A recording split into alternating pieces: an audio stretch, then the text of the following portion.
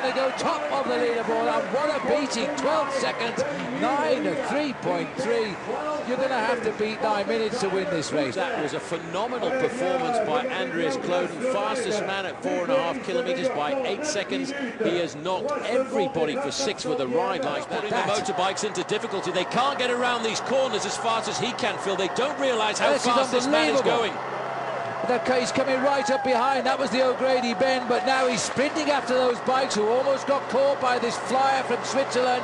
He's got to beat the inside. He's going to go inside 8 minutes. He is going to go inside of 9 minutes when it comes to the finish line. It's the distance, the far distance of the world champion of the time trial. The man who has won the prologue before in Belgium doesn't seem to like winning them in France, because now he's going to win as he rides up the straight. This has been a ride to save your life.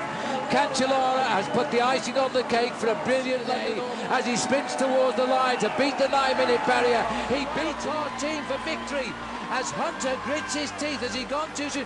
Robbie McEwen is coming. McEwen, the acceleration on the middle of the picture. The man off the back is going to win. Robbie McEwen, the man from nowhere. Welcome home. Unbelievable. I don't know, Paul, how on earth. And the blue jerseys are the jerseys of Tom Bonham. This is going to be death's finish. These are the first time. Oh, there's been a terrible pile-up there. A massive pile-up on the road. The yellow jersey is gone. As he makes his move on the left, Bonan is in his slipstream. McEwen makes progress, but he's too far back. He's alongside Hunter. As now coming up to the line. This is the move by Bonan, but still kicking on the right is Gerd Stegmans as they come to the line. Well, Bonan salutes, but I've got a feeling. Hunter, now Bonan on the left. Cancellara, Zabel's on Cancellara's wheel. And it looks as though we've got Cancellara, Zabel on the line, Napolitano, Bonan. They all got beaten by the... Dean has found his man, Tor Hushoff. Dean, the champion of New Zealand. Hunter coming on Dean's wheel. Hushoff opens the sprint in the centre now. They're faster trying to get through on the right here. As now Tor Hushoff hits the line at last. Well, Tor Hushoff was perfectly set on his shoulder. This is a battle of the sprinters now. Zabel is out of it. Further in as he races up to the line. Eric Ferrer, Hincap is going after them. And also there is Napolitano, but the man who has won on the line, Filippo Pozzato has taken it. But was in fact able to soldier on. Trouble 2 for Bradley Wiggins just inside the 50k mark. He broke a spoke in his rear wheel and threw the offending bit of kit into a ditch before resuming his hot up. He's coming through. Hunter's made a dive for the line of Robert Foster as they come to the line. Bonan is now coming. This is an absolute free-for-all, and Foster is making the final throw, but in a final dig for the line now, as this looks like Stegmans who's going for the line, and he gets in right Bonan. It's Bonan right on the line. Barely at all passes without a close scrape on a hairpin bend. Sunday saw Michael Rogers and David Arroyo go straight ahead when the road said turn left. Rogers hit the tarmac hard, which ended his tour, but Arroyo was able to scramble back up through the undergrowth. Well, it's a very tricky descent. He leads over the summit there. He's got about a 30-second advantage over Inigo Landaluz, and that looks a little bit scary. It wasn't a close call. He was just using all of the road he had there. My little O, and here we go, was because of what you could see from the helicopter. There's a rather nasty drop. If you do flip over that wall, you're straight down, and we don't want to see that happen. But at the back, Alexander Vinokourov, despite all the bandages, despite all the covering of the wounds on his body, is still there. Yes, yes, we know, Alexander, it's been a tough day, but mate, you're still there. 4 kilometres to go for Linus Gerdemans. He is now clear of the field. He can see the Grand Bonan off his left. He's shortly going to be down there. And he has been such a sensation today. Pro for 2 seasons.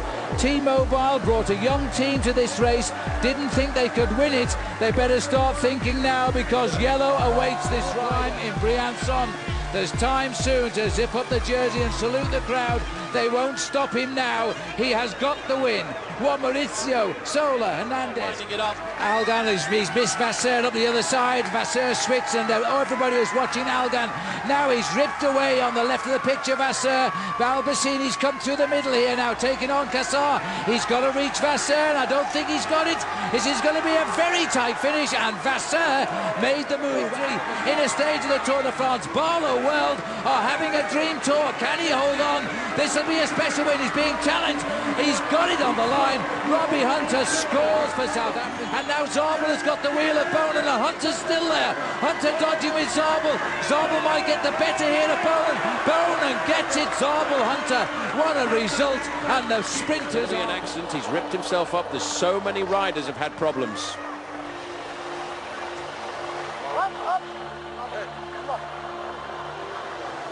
Let's have another look. There he goes, right down. That was Andreas Klöden hitting the ground there, Paul. Very, very... Popovic, but I think he inspired Popovic to a great ride. Vinokourov, this in the face of an angry man. It's the best time by an awful long way, as he's still a long way up to the line here. 1:8:48 is the time to beat. He's going to get about 1:6:30 if he's in trouble, but I don't think he is. His cross there, flashing in the wind. This is an attack here now as we start. This is Contador. Contador who has gone clear. An attack by Alberto Contador, 40 kilometres from the finish. This is the rider who was frustrated on the road up to Team when he got a back wheel flat tyre when he was with the leaders. He got a tyre change, swept through the Remington. Here has got the acceleration, and Contador comes up alongside him. The young man from Spain who wants the victory here, the afternoon. He knows it's finished. He came and looked at it very early on in the year, but Alberto Contador has got the victory that he wanted ahead of... Flicks up towards the line. The big crowd here are going to salute Alexander Vinokourov, the man who refuses to die. He's won at Gap, he's won at Briançon, he's won at Paris, he's won at Albi, and now he can add Val Thorens at Loudon-Biel because he's won here as well. Where he sits tonight overall won't matter because he's still a Tour de France favourite. Over in second place because of the slightly bigger time bonus, which might yet decide this Tour de France. Well, I'm not sure whether he will, because in fact he might need the time bonus himself, because Cadel Evans is now at 54 seconds, and there it is. The victory by Michael Rasmussen, that is a real... See the difference in the speed here. And Marcus Foten is taking on Bernardi, but Bernardi gets Italy's only second win of the Tour. The other one was Filippo Pozzato, and he was the carrot right in front of them. Now they're ripping for the line now, and still Sandy Cassar is trying to go. Axel Merckx is fading away.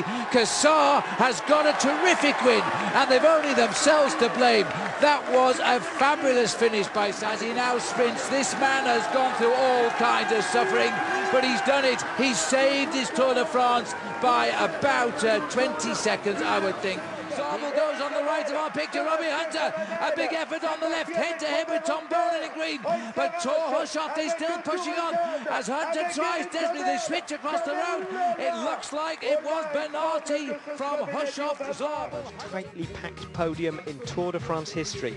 After 3 weeks and 3,500 kilometres, Contador, Evans and Leipheimer separated by